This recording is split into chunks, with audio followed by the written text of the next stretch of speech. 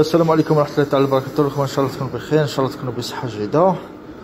كما شفتوا كانت معنا السيارة من نوع رونو اسطنبول. هذه كان فيها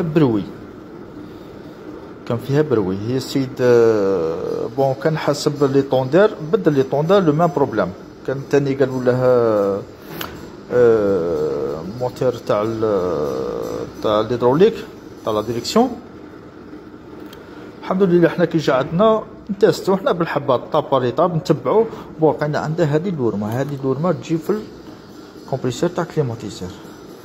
هذه كاع راهم يعرفوها لي ميكانيسيان ليتريسيان. تركب انا هذه هاي لونسي، هذه دي فوا تغلطك.